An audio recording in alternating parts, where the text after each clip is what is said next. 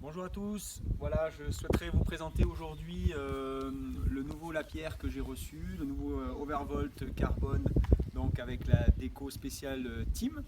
Euh, voilà, donc une déco beaucoup plus racée que la version un petit peu d'origine, avec notamment une belle.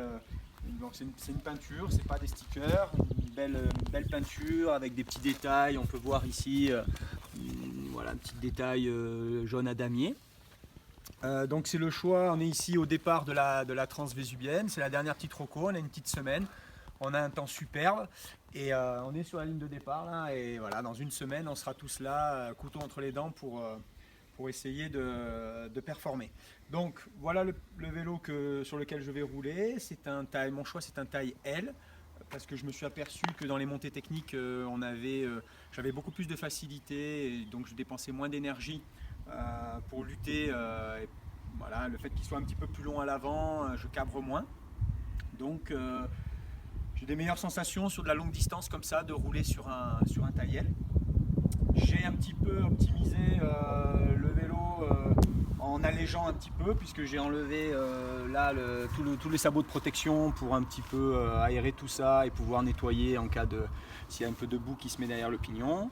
Le choix de ma transmission, c'est du SRAM Eagle pour la transvésubienne avec un 12 vitesses et notamment donc un pignon en 50 dents, et à l'avant j'ai donc un petit pignon de 14. Voilà, pour pouvoir franchir au maximum les montées techniques, essayer de monter le plus possible à vélo et de moins pousser le vélo. On sait que sur une Transv, la différence peut se faire dans les montées techniques. Pour gagner du temps, dès qu'on passe à pied, on prend tout de suite 10, 15, 20 secondes à chaque passage technique, plus on dépense plus d'énergie à monter à pied qu'à vélo. Donc voilà le choix de la transmission. Au niveau des roues, j'ai choisi à l'arrière un diamètre de 27,5 avec une D-Max bien costaud, bien renforcée pour ne pas avoir de problème, avec un pneu en 2.8. À l'avant, j'ai choisi une roue 29 pouces, la XA Pro Carbone de chez Mavic. Voilà, j'ai des bonnes sensations. Sur la transvésubienne, je trouve que le ratio rendement, résistance à la crevaison et poids, c'est le meilleur compromis. Donc voilà, petite particularité, 29 pouces à l'avant, 27,5 plus à l'arrière.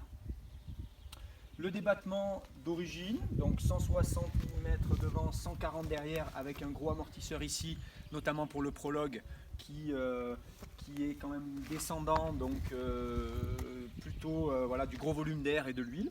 Peut-être que pour la Transv en elle-même, je changerai avec l'amortisseur un peu moins de volume et qui pompe un peu moins, un tout petit peu moins de débattement.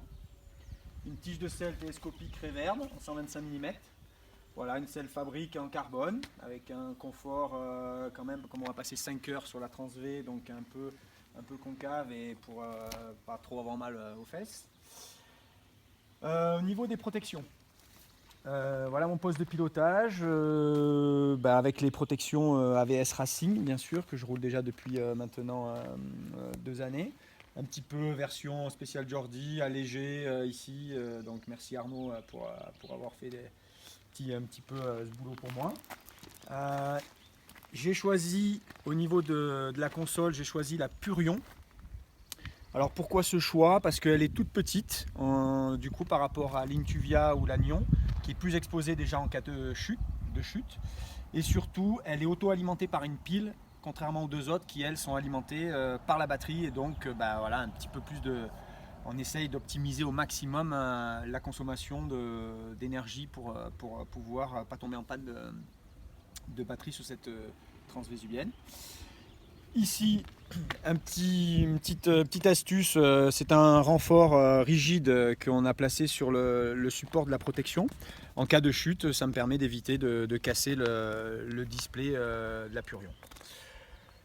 De ce côté, on peut voir une petite particularité aussi, j'ai déplacé le capteur de vitesse. D'origine, il est placé ici avec l'aimant sur le rayon.